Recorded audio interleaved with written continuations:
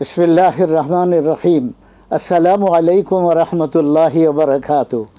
সুপ্রিয় দর্শক শ্রোতা, কাছে এবং দূরের থেকে যে যেখান থেকে আমাদের এই প্রিয় অনুষ্ঠান ইসলামী সওয়াল ও জবাব দেখছেন, আপনাদের সকলকে আন্তরিক সালাম এবং মোবারকবাদ। প্রখ্যাত ওলামায়ে কেরামদের মধ্য থেকে কেউ না কেউ আজ আমাদের স্টুডিওতে উপস্থিত হয়েছেন। তেমনই একজন প্রখ্যাত আলেমে দ্বীন, আন্তর্জাতিক খ্যাতি সম্পন্ন ইসলামী চিন্তাবিদ অধ্যাপক আনম রশিদ আহমদ মাদানী হাফিজাহুল্লাহ। শেখ, আপনাকে মোবারকবাদ। জাযাকাল্লাহু খাইরান। অনেক কষ্ট স্বীকার করে আমাদের অনুষ্ঠানে এসেছেন, এজন্য আপনাকে মোবারকবাদ জানাই। আপনাকেও ধন্যবাদ। সুপ্রিয় দর্শক শ্রোতা, আমরা কথা না বাড়িয়ে সরাসরি আমাদের প্রশ্নের পর্বে চলে যাই।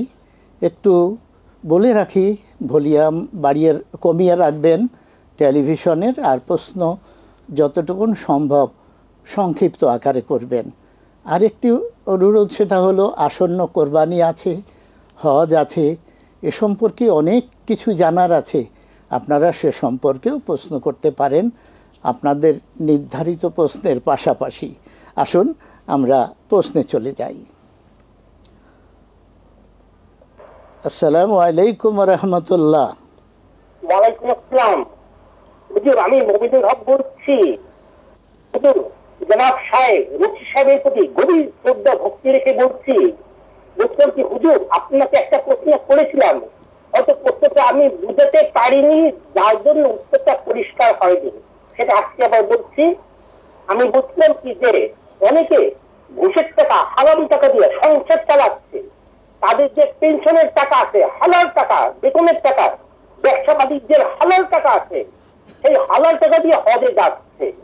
হুজুর, আমার প্রশ্ন, তাদেরই হালাল টাকা দিয়ে হজে যাওয়া কি উচিত হচ্ছে? তাদের প্রথম উচিত হারাম টাকা, ঘুষের টাকা ফেরত দেওয়া উচিত এবং হালাল টাকা দিয়ে সংসার চালাবে। তারপরেও যদি হালাল টাকা বেশি যাবে, তারপর হজে যাবে। তাছাড়া হজে যাওয়ার কোনো প্রয়োজন নাই। হুজুর, এই উত্তর আপনি বলেছিলেন হালাল টাকায় হজ হবে না, কিন্তু আমার প্রশ্ন এটা ছিল না, হারাম টাকায় হজে যাচ্ছে না, হারাম টাকাগুলো ফেরত দে, হালাল টাকা, হারাম টাকা ফেরত দে। পরিষ্কার করে বলবেন। অনেক ধন্যবাদ। আশা করি মনে কিছু করবেন না। ইনশাআল্লাহ। অনেক গুরুত্বপূর্ণ প্রশ্ন। শেখ আপনাদেরকে যথোপযুক্ত জবাব দিবেন। জি মোহতারাম। আল্লাহুম্মা লাকাল হামদু হামদাশ শাকিরিন ওয়া সাল্লি ওয়া সাল্লিম আলা রাসূলিকাল আমিন ওয়া আলিহি ওয়া সাহবিহি ওয়া মান তাবি'আহুম বিইহসান ইলা ইয়াউমিদ্দিন। হ্যাঁ, সঠিক কথা। আমাদের সম্মানিত দর্শক মমিনুল হক ভাই ফোন করেছিলেন এই বিষয় জানার জন্য। তো আমরা আসলে আপনি আপনার জায়গা থেকে যেভাবে এই শক্ত ভাষায় কষ্ট নিয়ে বলতে পারেন, আমরা তো অনেকটা এভাবে বলতে পারি না। আচ্ছা, এখন আসলে বিষয় হচ্ছে নীতিগত কথা। আমরা এর আগেও বলেছি, আমরা নিজেরটা নিজে চেষ্টা করব যে আমরা আল্লাহ রাব্বুল আলামিনের নির্দেশনা যথাযথভাবে মেনে চলব। বাকি যারা আপনার আল্লাহর বিধান লঙ্ঘন করে, হারাম উপার্জন করে, নামাজ পড়ে না, অনেক অনেক বিষয় আছে। এখন প্রশ্ন আসতে পারে যে একটা লোক নামাজ পড়ে না, তো হজ করবে কেন?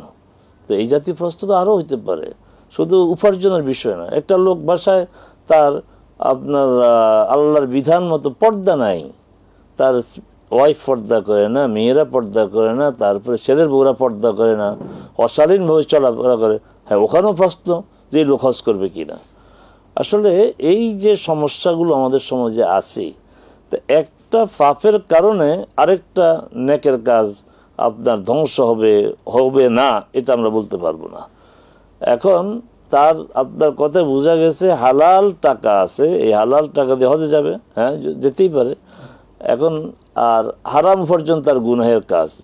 এখন আপনার কথা হচ্ছে এই হালাল টাকাটা দিয়ে হজে না গিয়ে তার ঘুষের টাকা ফেরত দেওয়া। আচ্ছা, ঘুষের টাকা ফেরত দেওয়া, এই কতজনের কাছ থেকে ঘুষ নিয়েছে, কতজনের হক মেরেছে, এই জন্য এদেরকে পাওয়া তো কঠিন। এমনটা হইতে পারে যে সেই ঘুষটা যে নিয়েছে এই টাকাটা তার আছে, এই টাকা দিয়ে তো সংসার চলছে, সে হজে যাক তার হালাল টাকা দিয়ে, আর এই টাকাটা সে যদি যাদের কাছ থেকে টাকা নিয়েছে 3,000, 10,000, 20,000 এগুলি সে ফেরত দেবে যদি চিহ্নিত করা যায়, আর না হলে ওই ঘুষের টাকা সে এটাকে ভোগ করবে না, ব্যবহার করবে না, এটা দুস্থ অসহায় মানুষের মধ্যে দিয়ে দেবে। বারাকাল্লাহু ফিক। জি, আমরা আর এক ভাই অপেক্ষায় আছেন। আসসালামু আলাইকুম ওয়া রাহমাতুল্লাহি ওয়া বারাকাতুহু। ওয়ালাইকুম আসসালাম ওয়া রাহমাতুল্লাহি ওয়া বারাকাতুহু। ভালো আছেন? জি আলহামদুলিল্লাহ। কে বলছেন, কোথা থেকে, কি জানতে চাচ্ছেন? জি, আমার নাম আরিফ হাসান, ওমান থেকে বলছিলাম। আমার প্রশ্ন হলো, আমরা তো প্রবাসী, জি এখন আমি মুসলিম, আমার সাথে আরেকজন হিন্দু ভাই থাকতেছে, এখন একসাথে হিন্দু মুসলিম থাকা যাবে কিনা, খাওয়া দাওয়া করা যাবে কিনা, একই টয়লেট ইউজ করা যাবে কিনা? জি, আর কোনো প্রশ্ন? জি না, একটু বুঝে বলবে নাকি? হিন্দু মুসলিম একই রুমে থাকবে, একই রুমে চলাফেরা করবে, খাওয়া দাওয়া করবে, একই টয়লেট ইউজ করবে, এতে কোনো সমস্যা হবে কিনা? অবশ্যই আপনারা সঠিক জবাব শুনুন শাইখের কাছে। আসলে বিদেশের যে পরিস্থিতি, বিদেশে যারা থাকে, যারা আসা যাওয়া করে, তারা যতটা আপনার কাছ থেকে দেখে, আমাদের এখানকার ওলামা এখানে এবার দেখেন না, যেন হুট করে একটা ফতোয়া দিয়ে দেন। তা আমার তো অভিজ্ঞতা আছে, আমি এইভাবে একদম হুট করে একটা ফতোয়া দিতে পারবো না, এটা পরিস্থিতি তাকে আপনি বাধ্য করেন। আপনি সবের কাজ করেন, প্রথম সবের কাজ হচ্ছে ঠিক আছে এই অমুসলিম আপনার যে কলিগ হোক যাই হোক তাকে একসাথে থাকেন, তা আপনার টার্গেট হবে আপনার আচার আচরণ ব্যবহারের মাধ্যমে তাকে ইসলামের দিকে আকৃষ্ট করা। আপনার কাছে থেকে যদি আপনার ব্যবহারে আপনার সততায় সে আকৃষ্ট ইসলাম গ্রহণ করে, তাহলে কত বড় নেয়ামত। রাসূল আলী রাদিয়াল্লাহু আনহুকে উদ্দেশ্য করে বলেছেন, লা আন ইয়াহদিয়াল্লাহু বিকা রাজুলান ওয়াহিদান খায়রুন মিন হুমুরিন নাম। তোমার মাধ্যমে আল্লাহ যদি একজন লোককে হেদায়েত করে তোমার মাধ্যমে, তাহলে দুনিয়ার সেরা সম্পদের সেরা। তা আপনি এই আপনার সাথে থাকবে, ম্যাচ করবে, আপাতত এটা বাদ দেন, আপনি টার্গেট করেন আমি তাকে ইসলামের দাওয়াত দেব মুখে এবং আমার আচরণের মাধ্যমে। দ্বিতীয়ত হচ্ছে থাকেন, একসাথে থাকেন, কিন্তু এই খাওয়ার দাওয়ার ব্যাপারে খুব কনসার্ন থাকতে হবে। কারণ আপনি যদি গরুর গোশত খান, তারপরে সে তো গরুর গোশত খাবে না, আবার তার হাতের জবাই করা কিছু খাবেন না। দুইজনেই তার ধর্মে যেটা সিদ্ধ, আপনার ধর্মে সিদ্ধ কমন, সেগুলি খাবেন, শাকসবজি খাবেন, মাছ খাবেন, ডাল খাবেন, আর মুরগি খাবেন আপনার হাতে জবাই করে। কিন্তু গরুটা সে যদি আপনাকে এই অনুমোদন দেয় যে ঠিক আছে অসুবিধা নেই তুমি খেতে পারো, তাহলে খাবেন। তা আপনি চেষ্টা করবেন আপনার আচরণের মাধ্যমে তাকে ইসলামের সৌন্দর্যের দিকে আকৃষ্ট করা। বারাকাল্লাহু ফিক, মারহাবা। জি, আমরা দেখি আর কি আছেন। আসসালামু আলাইকুম ওয়া রাহমাতুল্লাহ। আসসালামু আলাইকুম। আলাইকুম আসসালাম। কে কোথা থেকে? হুজুর, আমার 3টে প্রশ্ন ছিল। জি বলুন। প্রথম হলো ঈমানের সাথে মৃত্যু হওয়ার আমল কি? দ্বিতীয় হলো টাকা পয়সা দান না করে দান করা নেকি কিভাবে অর্জন করা যায়? আরেকটা হলো কিয়ামতের দিন সর্বাপেক্ষা উত্তম আমল কোনটি? জি জি, আপনার জবাব নিন মোহতারাম। প্রথম প্রশ্ন, ঈমানের সাথে মৃত্যু হওয়ার আমল। ঈমানের সাথে মৃত্যু হওয়ার আমল হচ্ছে ঈমানের উপরে থাকবেন। আল্লাহ বলছেন যে ইন্নাল্লাযীনা ক্বালু রাব্বুনাল্লাহ সুম্মা ইসতাকামু তাতানাজ্জালু আলাইহিমুল মালায়েকাতু আল্লা তাখাফু ওয়া লা তাহজানু ওয়া আবশিরু বিল জান্নাতিল্লাতী কুনতুম তুআদুন। যারা বলে আল্লাহ আমার রব এবং তার উপরে সে টিকে থাকে। তো ঈমানের উপর মৃত্যু, যদি আপনার ঈমানের উপর টিকে থাকতে হবে, ঈমানের দাবি অনুযায়ী চলতে হবে। ঈমানের দাবিটা কি? ঈমানের প্রথম দাবি হচ্ছে সালাত আদায় করা, রমাদানের সিয়াম, যাকাত পড়েছে যাকাত দেওয়া, হজ ফরজ হজ করা, পর্দা করা, হালাল উপায়ে উপার্জন করা, এই উপার্জিত হালাল টাকা আবার হারাম খাতে ব্যয় না করা। তা আপনার ইসলামের মৌলিক বিধানগুলি মেনে চলেন, এটি হচ্ছে ঈমানের উপরে আপনার মৃত্যু হওয়ার আমল। জি, বারাকাল্লাহু ফিক। আরেকটি প্রশ্ন ওনার, টাকা পয়সা দান না করেও ভিন্ন কোন উপায়ে দানের স্বভাব চমৎকার কথা অর্জন বলেছেন, করা যায়? চমৎকার। তাকে দানকে সদাকা বলে। সাদাকা। টাকা নাই, পয়সা নাই, আপনি সদাকা কি করবেন? আল্লাহ রসুল সাল্লাল্লাহু আলাইহি সাল্লাম সদাকার চ্যাপ্টারটাকে উন্মুক্ত করে দিয়েছেন, যে পথের থেকে একটা কাটা সরাও, সদাকা। সুবহানাল্লাহ, দুইজনে ঝগড়া মীমাংসা করে দাও, সদাকা। সুবহানাল্লাহ, বোঝা উঠাইতে পারছে না, উঠে দাও, সদাকা। সদাকা। যানবাহনে উঠতে একজনকে হাত ধরে উঠাও, সদাকা। সুবহানাল্লাহ। এইভাবে সদাকা বলতে বলতে বলছে,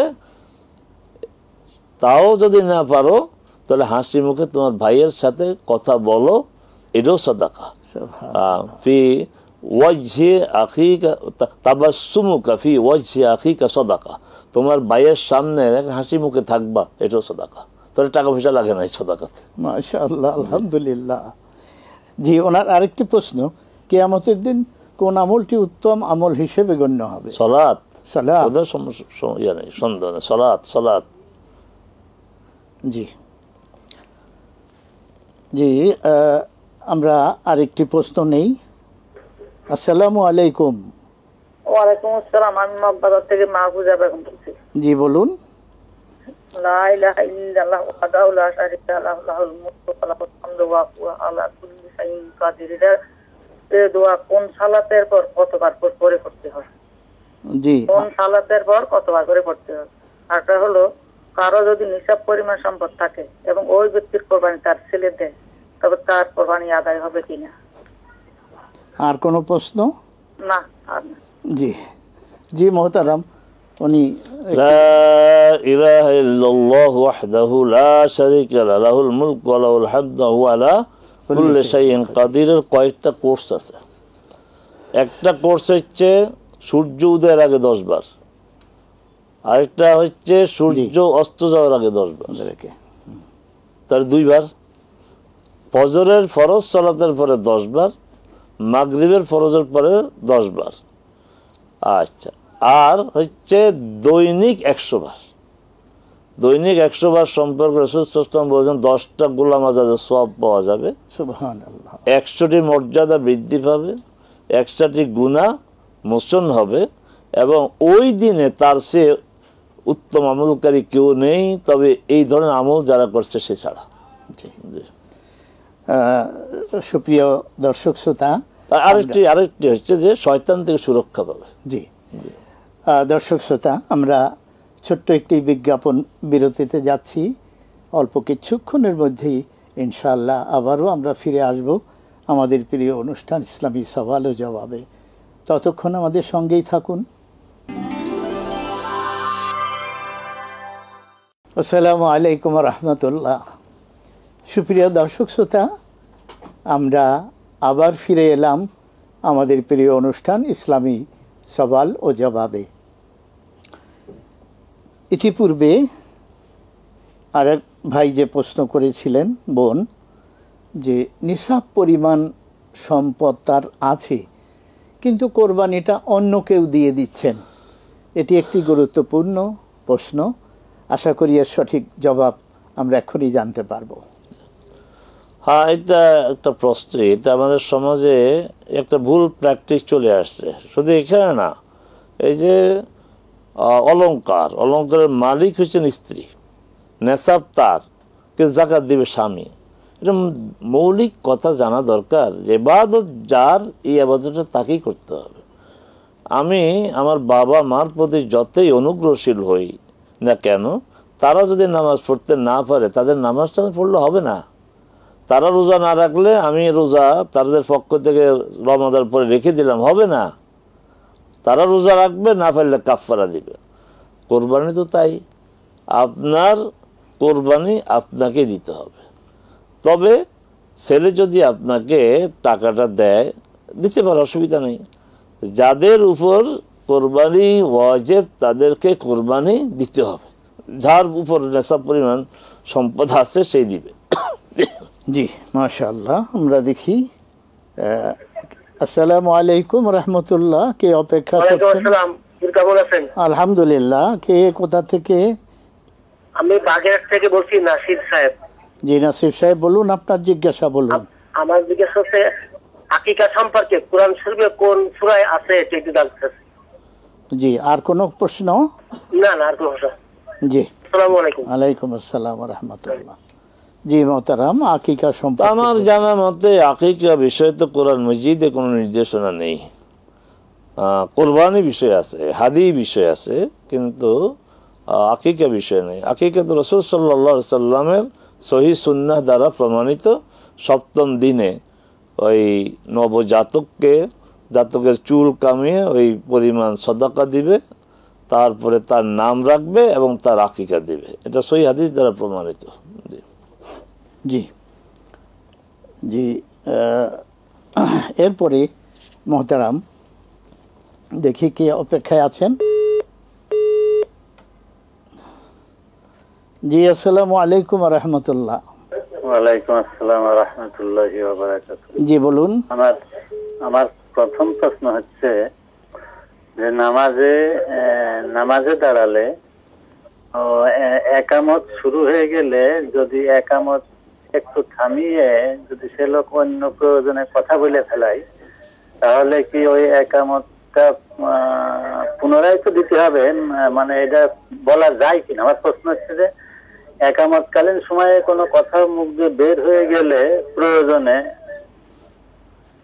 জি, আমরা প্রশ্ন বুঝতে পেরেছি, কথাটা বলা যাবে কিনা। জি, আশা করি আপনার প্রশ্ন বুঝতে পেরেছি। প্রশ্ন, জি, আমি ইনার কাছে শুনেছি, এই শায়েখের কাছে, আল্লাহুম্মা সাল্লি ওয়া সাল্লিম আলা মুহাম্মদ, ঠিক আছে কিনা? জি জি, অনেক সুন্দর কোশ্চেন, জবাব নিন। 2 নম্বর প্রশ্ন পাইছেন? জি, জন্যতা প্রশ্নই বুঝতে পেরেছি। প্রথম প্রশ্নটা দ্বিতীয়টাই বলে ফেরি, আল্লাহুম্মা সাল্লি ওয়া সাল্লিম আলা মুহাম্মদ। আপনি সঠিক বলেছেন, যেমনটা আমাদের শেখ সাদিক সাহেব বলেছে। ভালো, এটা পড়েন। আচ্ছা, আর প্রথম প্রশ্ন ছিল যে একামতের মাঝে কথা, যে কাজটা হবে কেন? আমি তো এই ধরনের আমার তো বয়স যা হয়েছে, তাতে তো নামাজ পড়েছি বিভিন্ন মসজিদে, দেশে বিদেশে। একামতের মাঝে কথা বলার তো প্রয়োজনীয় হইলে কেন? আমি এই পরিস্থিতির সম্মুখীন কখনো হইনি। একামতের মাঝে, আজানের মাঝে কথা বলবেন কেন? আচ্ছা, আর যদি একান্ত কারণে বলতে বাধ্য হয়, যখন আজান দিচ্ছেন, দেখছে যে একটা বাচ্চা আপনার কোনো সমস্যা পড়ে গেছে, তো আজান থামিয়ে বাচ্চা থামাইতে হবে আগে, আবার নতুন করে আজান দিবেন। একামত যদি এই জাতীয় ঘটনা ঘটে, তাহলে নতুন করে একামত দিবেন। মাশাআল্লাহ, আলহামদুলিল্লাহ। জি, আমরা আরেক ভাইকে দেখি কি অপেক্ষায় আছেন। আসসালামু আলাইকুম। আসসালামু আলাইকুম। আলাইকুম আসসালাম রহমতুল্লাহ। আচ্ছা, আমরা একটা কোরবানি 2 ভাই দিই, এটা কি আমাদের পরিবারের পক্ষ থেকে হয়ে যাবে? জি। আর একটা প্রশ্ন হচ্ছে, এখন বর্তমানে ইসলামী শরিয়া ভিত্তিক ব্যাংকে তো বেশিরভাগ টাকা এরা যারা রাখছে, সঞ্চয় করছে বা এগুলো দিতেছে না, এখন আমরা কি করব? জি জি, দ্বিতীয় প্রশ্নটা আবার বলবেন। আর দ্বিতীয় প্রশ্ন হচ্ছে, এখন ইসলামী যেগুলো শরিয়া ব্যাংক আছে, জি, ওগুলোতে যারা টাকা রাখছে কি টাকাও পাইতেছে না, এখন আমরা কি করবো? অনেক, জি জি জি মোহতারাম, আর কোনো প্রশ্ন আছে? জি না। জি মোহতারাম, প্রথম প্রশ্ন হলো আপনারা যে 2 ভাই, সে 2 ভাই কি সংসারটা কি এক সংসার কিনা, এক পরিবার ভুক্ত কিনা, আপনারা একসাথে রান্না হয় কিনা, তাহলে এক পরিবার। আর এক পরিবার থেকে একটা পশু দিলে হবে, সেটা যাই হোক। এক পরিবার থেকে রাসূল সাল্লাল্লাহু আলাইহি ওয়াসাল্লাম তার পরিবারের পক্ষ থেকে সবসময় একটা দুম্বা তিনি জবাই করতেন, আরেকটা উম্মতের পক্ষ থেকে।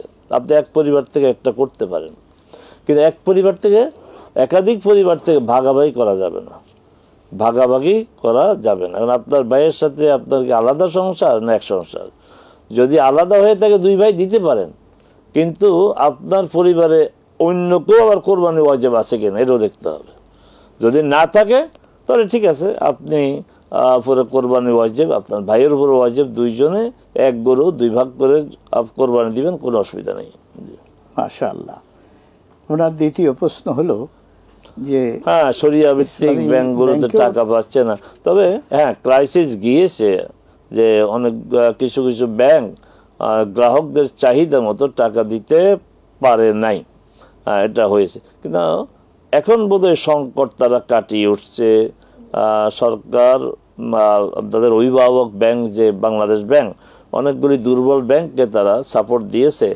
এখন হয়তো এই ধরনের আপনার সংকট নাই। তার পরামর্শ হচ্ছে, আমরা কি বলবো, আপনি এইসব ব্যাংক থেকে চলে গিয়ে সুদী ব্যাংকে যাবেন, এটা তো আমরা বলতে পারি না। কারণ ইমানের দাবি হচ্ছে সুদী ব্যাংক থেকে শরিয়া ভিত্তিক ব্যাংকে আসা। ইয়া আইয়ুহাল্লাযীনা আমানুত্তাকুল্লাহ, কঠিন কথা, হে যারা ঈমান এনেছে আল্লাহকে ভয় করো। ওয়াদারু মা বাকিয়া মিনার রিবা, এই সুদ ভিত্তিক লেনদেন জাস্ট আছে বাদ দাও, ইন কুনতুম মুমিনিন, যদি তোমরা মুমিন হও। তাহলে কথাটা ভয়াবহ। তাহলে আমি এখান থেকে বলবো, পিছন থেকে, যদি তুমি মুমিন হও সুদী লেনদেন ছেড়ে দাও। যদি নেতিবাচক, যদি তুমি মুমিন না হও সুদী লেনদেন ছাড়িয়ে দাও। এবার সিদ্ধান্ত নিতে হবে আমাদেরকে, আমরা কি মুমিন কিনা। যদি মুমিন হই সুদী লেনদেন করতে পারি না। জি মোহতারাম, দেখি কি অপেক্ষায় আছেন। আসসালামু আলাইকুম ওয়া রাহমাতুল্লাহ। ওয়ালাইকুম সালাম ওয়া রাহমাতুল্লাহি ওয়া বারাকাতুহু। আমার তিনটি প্রশ্ন। প্রথম প্রশ্ন হলো, একটি গরুর 1 মাস কম আছে 2 বছর বয়স হওয়ার থেকে, ওই গরু কি কুরবানি দেওয়া যাবে কিনা? জি।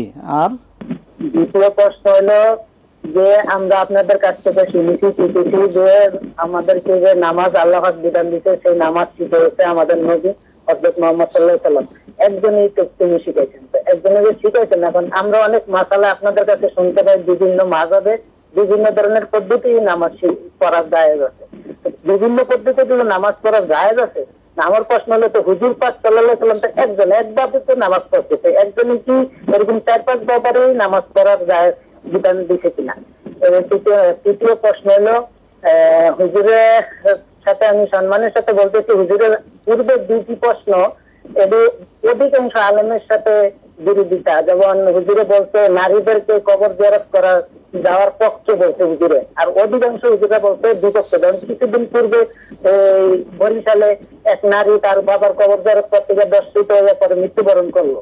আর অধিকাংশ হুজুরে না যাওয়ার পক্ষে, হুজুরে পক্ষে পক্ষে। আর আরেকটা প্রশ্ন বলছিল হুজুরে মাথার চুল বিক্রি করা। অধিকাংশ হুজুরে ওই প্রশ্নটা বলছে বিক্রি করা না জায়েজের পক্ষে বেশি বলছে। আর হুজুরে বলতে যাবে, এটা দিয়ে ভালো কাজ হয়, কিন্তু এটা দিয়ে তো খারাপ কাজ। আমি গ্রাম গুলোতে দেখি মাথার চুল দিয়ে তাদের চুমারও করে। 4টা প্রশ্নই পেয়ে গেছি। এবার জি, আমরা সুপ্রিয় দর্শক শ্রোতা, আমরা আবারও ছোট্ট একটি বিরতিতে যাচ্ছি। অল্প কিছুক্ষণই ফিরে আসবো ইনশাআল্লাহ। আপনারা আমাদের সঙ্গেই থাকুন। আসসালামু আলাইকুম ওয়া রাহমাতুল্লাহ। সুপ্রিয় দর্শক শ্রোতা, আমরা আবারও আমাদের প্রিয় অনুষ্ঠান ইসলামী সওয়াল ও জবাবে ফিরে এলাম। আমরা বিরতির আগে এক ভাইয়ের প্রশ্ন নিয়েছিলাম কতগুলো, এখন আবার আরেক ভাইয়ের একটি প্রশ্ন নেই, তারপরে ইনশাআল্লাহ আমরা জবাবে ফিরে আসছি। আসসালামু আলাইকুম। ওয়ালাইকুম আসসালাম ওয়া রাহমাতুল্লাহ। জি, আমি প্রিন্স বলছি দক্ষিণ কোরিয়া থেকে। আমার প্রশ্ন আছে 2টি। জি, কোরিয়া থেকে, দক্ষিণ কোরিয়া থেকে। জি বলুন। জি, প্রথম প্রশ্ন হলো যে, আমরা যারা অমুসলিম দেশে বসবাস করি, অনেক সময় প্রস্রাব করার জন্য যে বসার যে সুবিধা, এটা অনেক সময় থাকে না, এবং চাইলেও বসে প্রস্রাব করা যায় না। সেক্ষেত্রে অনেক সময় দাঁড়ায় প্রস্রাব করতে হয়। তো এটা কি ইসলামের দৃষ্টিতে সঠিক হচ্ছে কিনা, এটা আমার প্রথম প্রশ্ন। জি। আর এটার সঙ্গে একটা সম্পূরক প্রশ্ন হচ্ছে হুজুর, যে আমাদেরকে ইস্তেঞ্জা করার সময় পানি ব্যবহার করার সুযোগ থাকে না, সেক্ষেত্রে টিস্যু পেপার ইউজ করতে হয়। এই টিস্যু পেপার ইউজ করা যাবে কিনা, বা এই টিস্যু পেপার ইউজ করলে পবিত্রতা হাসিল হয় কিনা, বা পরবর্তী কি পানি ব্যবহার করতে হবে? আর দ্বিতীয় নম্বর প্রশ্নটি হচ্ছে হুজুর, দুটোই পেয়েছি, তৃতীয় প্রশ্ন। দ্বিতীয় প্রশ্ন হচ্ছে যে, মোজার উপরে মাসে করলে উজু হবে কিনা? ধন্যবাদ। জি, ধন্যবাদ আপনাকে। সবগুলো ইম্পর্টেন্ট কোশ্চেন, অ্যান্সার নিন। জি মোহতারাম, অমুসলিম দেশে টয়লেট ব্যবহারের আগের প্রশ্ন, জি জি আগের প্রশ্নগুলোতে তাহলে আমরা আগে যাই।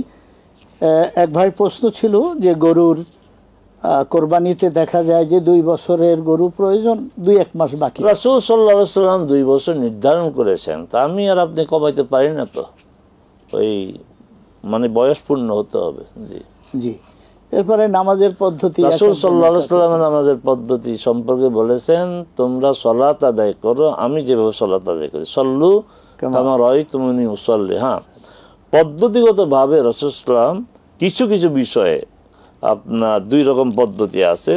যেমন তাকবীর তাহরিমের সময় তিনি এই পর্যন্ত হাত উঠিয়েছেন, এই পর্যন্ত হাত উঠিয়েছেন, সমস্যা নেই।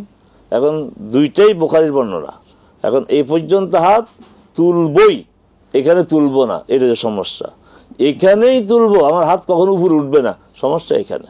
সমস্যা এটা না যে আমি এখানেও তুলতে পারি, এখানেও তুলতে। যারা এখানে তোলেন সিনা পরওয়াল, তারা একটু উপরে উঠান মাঝে মধ্যে, আর যারা উপরে উঠান তারাও মাঝে মধ্যে, কারণ দুইটা তো সহিহ হাদিস। আর রাসূল সাল্লাল্লাহু আলাইহি সাল্লাম যেভাবে সালাত আদায় করেছেন সেইভাবে সালাত আদায় করতে হবে। আমরা দেখি না, সমস্যা নাই। যারা দেখেছেন সাহাবে কেরাম, তারা বলেছেন, তাদের বলাগুলি সব নির্ভরযোগ্য সনদে সূত্রে হাদিসের কিতাবগুলিতে আছে। আমরা হাদিসের আমি কি বলেছি প্রয়োজন নেই, আমাদের সাদেক সাহেব কি বলেছে প্রয়োজন নেই, কোন আলেম কি প্রয়োজন নেই। আপনি শিক্ষিত লোক, আপনি হাদিস পড়েন, বুখারীর বাংলা আছে, সহিহ মুসলিম বাংলা আছে, সুনান তিরমিজি বাংলা আছে, হাদিসের প্রসিদ্ধ 6টি গ্রন্থের বাংলা হয়ে গেছে। এগুলি কালেকশন করেন, পড়েন, ওখানে রাসূল সালাত আপনি নিজে দেখতে পাবেন। জি। ওনার তৃতীয় প্রশ্ন ছিল মহিলাদের কবর জিয়ারত সম্পর্কে। মহিলাদের কবর জিয়ারত সম্পর্কে আমি সহসাই বলি নাই, অনেক আগে বলেছি, আপনি মনে রেখেছেন জন্য ধন্যবাদ। যারা বলে মহিলারা কবর জিয়ারত করা যাবে না, তাদের থেকে দলিল জিজ্ঞাসা করেন। আমি দলিলের ভিত্তিতে বলেছি। প্রথম কথা হচ্ছে রাসূল সাল্লাল্লাহু আলাইহি ওয়াসাল্লাম বলেছেন জিয়ারত করো। আমি জিয়ারতে নিষেধ করেছিলাম, এখন তোমরা জিয়ারত করো। তোমরা কারা? নারী পুরুষ নির্বিশেষে সবাইকে। রাসূল সাল্লাল্লাহু আলাইহি ওয়াসাল্লাম বলছেন জুরু আল কুবুরা ফাইন্নাহা তুযাক্কিরুকুমুল মাউত, কবর জিয়ারত করো, মৃত্যু স্মরণ করে দেয় জিয়ারত। তো মহিলাদেরকে জিয়ারত আপনার মৃত্যু স্মরণ দরকার না? তারপরে রাসূল সাল্লাল্লাহু আলাইহি ওয়াসাল্লাম দেখলেন কবর জিয়ারত করতে, এক মহিলা কবর জিয়ারত করতেছে, হাই হুতাশ করতেছে। রাসূল সাল্লাল্লাহু আলাইহি ওয়াসাল্লাম তাকে সবরের ধৈর্য দিলেন, উপদেশ দিলেন। তখন তিনি বললেন যে আপনি কি, আপনি আমার যন্ত্রণা কি বুঝবেন, তার ছেলে মারা গিয়েছিল। তো এরপরে কে একজন এসে বলল, তুমি যে ওনার সাথে কথা বললে, তোমার কি খেয়াল নাই? কে? আল্লাহর রাসূল। মানে সে এতটা মানসিকভাবে বিপর্যস্ত ছিল যে রাসূলকে সে তখন সে নাই। সে কবরস্থান থেকে সোজা রাসূলের বাড়িতে চলে গেলেন। তখন রাসূল সাল্লাল্লাহু আলাইহি ওয়াসাল্লাম তাকে সবরের কথা বললেন, কিন্তু এটা তো বলেন নাই যে তুমি তো কবর জিয়ারত কেন করলা, খবরদার কবরের কাছে আর আসতে পারবে না। তো হাদিসগুলো তো বুখারী মুসলিমের হাদিস। তারপর আয়েশা রাদিয়াল্লাহু তাআলা আনহা এক জায়গা থেকে আসলেন। তারপর একজন জিজ্ঞাসা করলেন আপনি কোত্থেকে আসলেন? বললো যে আমার ভাইয়ের কবর জিয়ারত করে আসলাম। তো আপনার ভাইয়ের কবর জিয়ারত আপনি করতে গেলেন? তখন আয়েশা রাদিয়াল্লাহু বুঝলেন, হ্যাঁ রাসূল প্রথম দিকে নিষেধ করেছেন, পরে তিনি অনুমোদন দিয়েছেন। আর কয়টা হাদিস চান? আমি দলিলের ভিত্তিতে বলছি। যারা বলে যাওয়া যাবে না, তাদের কাছ থেকে দলিল খোঁজেন। জি জি। আমার শেষ প্রশ্ন ছিল, আমি আবারও বলছি, মহিলারা কবর জিয়ারত করতে পারবে এবং অনেকগুলি দলিলের সমর্থন আছে এর পক্ষে। জি জি, মাশাআল্লাহ। ওনার শেষ প্রশ্ন ছিল চুল আপনার বিক্রি করা। ইসলামের মূল নীতি হচ্ছে যেগুলি আপনার আমাদের একটা হচ্ছে এবাদত। এবাদত হচ্ছে একদম ইনট্যাক্ট। রাসূল বলেছেন, আমরা নির্ধারণ করে দিয়েছেন কোন এবাদত কি পরিমাণে, কত, কোন সময়ে, কি ধরন, এর বাইরে যাওয়া যাবে না, ওইটাই করতে হবে। দলিল প্রয়োজন এবাদতের জন্য। কিন্তু মুআমালাত যেটা আমাদের প্রত্যেক জীবনের জন্য, সেখানে প্রয়োজন হচ্ছে হারামের দলিল আছে কিনা। চুল বিক্রি করা যাবে না, হারাম, এর পক্ষে দলিল আছে কিনা। এখানে বলা যাবে না চুল বিক্রি করা যাওয়ার পক্ষে দলিল আছে কিনা। আগে শরীয়তের আপনার এতটুকু এলিম রাখতে হবে তো, যে মৌলিক নীতি কি। মূল নীতি হচ্ছে চুল বিক্রি করা যাবে না, এটা আগে ঠিক করতে হবে। যদি এই প্রমাণ পাওয়া যায় যাবে না, হ্যাঁ পাওয়া যাবে না।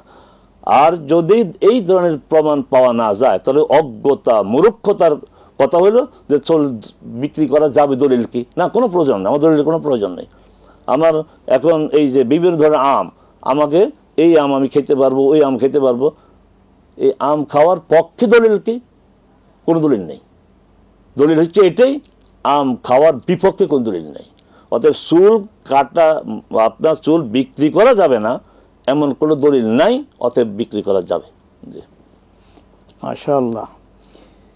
জি, দক্ষিণ কোরিয়া থেকে যে ভাই প্রশ্ন করেছিলেন, অমুসলিম দেশে টয়লেট ব্যবহার পদ্ধতি অমুসলিম দেশে। শুধু তাই না, সুন্দর না। আপনার অমুসলিম দেশের মুসলিম সোসাইটি, তো আমি একবার থাইল্যান্ড গিয়েছিলাম, মুসলিম সোসাইটি, বড় ইসলামিক সেন্টার, মসজিদ, সেখানে বসে প্রস্তাব করার কোনো ব্যবস্থা নেই, দাঁড়ানোই ব্যবস্থা, এবং অনেক মুসলিম দেশেই ব্যবস্থা আছে, শুধু মুসলিম না।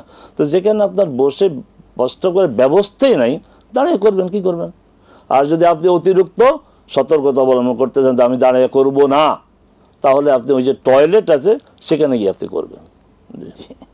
মাশাআল্লাহ। এই প্রশ্নটার সাথেই রিলেটেড আর একটা প্রশ্ন ওনার, ইস্তেঞ্জায় পানি ব্যবহার।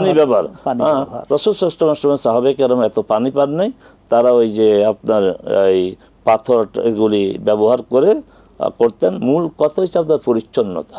হ্যাঁ, এটা সমস্যা আছে যে পানি ব্যবহারের সুযোগ নাই, তাহলে আপনার ওই যে যেইভাবে আপনি পরিচ্ছন্ন হইতে পারেন ওইভাবেই হবেন।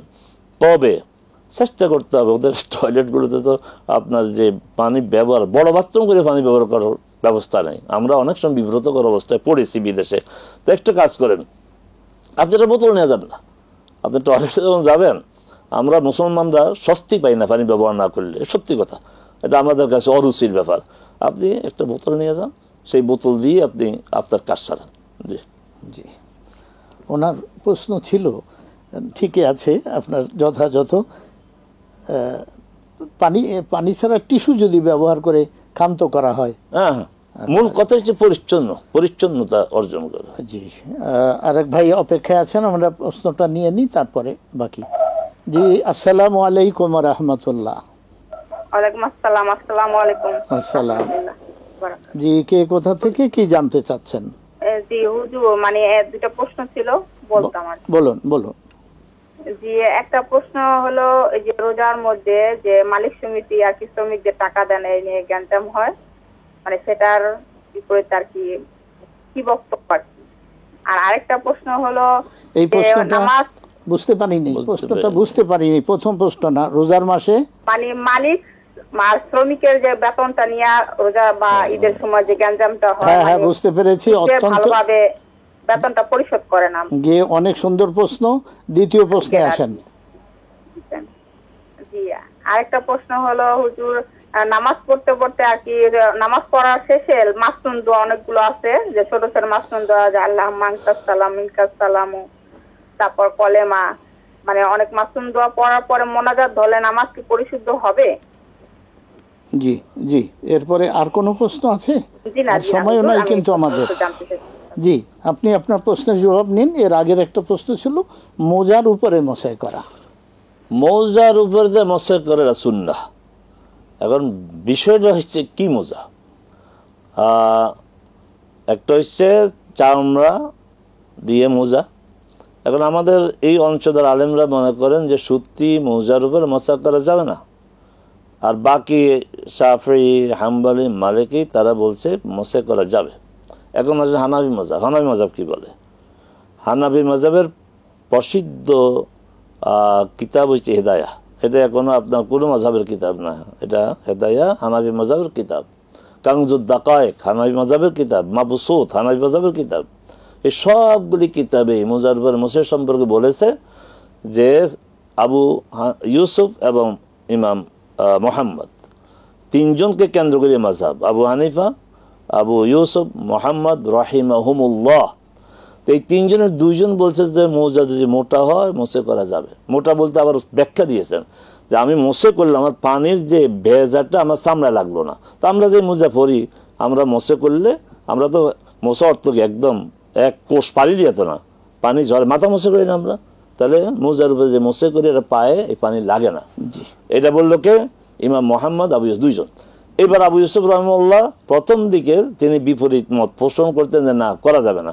শেষ দিকে এসে তিনিও এই মতের পক্ষে গেলেন যে সুতি মোজার উপরে মোসে করা যাবে যদি মোজা আপনার মোটা হয়। আমি আবারও বলছি, এই একটু আগে এক ভাই বলছেন আমি একরকম বলি আলেমরা, আমি হানাফি মাযহাবের 3টা কিতাবের কথা বলছি, হেদায়া, কাংজুদ দাকায়েক, তারপরে হচ্ছে মাবসুত। ওলামায়ে কেরামকে বলবেন যে মোজার উপর মোসে করা যাবে না, এই কথা ঠিক না, হানাফি মাযহাব অনুযায়ী করা যাবে। জি মোহতারাম, আমরা সময় প্রায় শেষ প্রান্তে।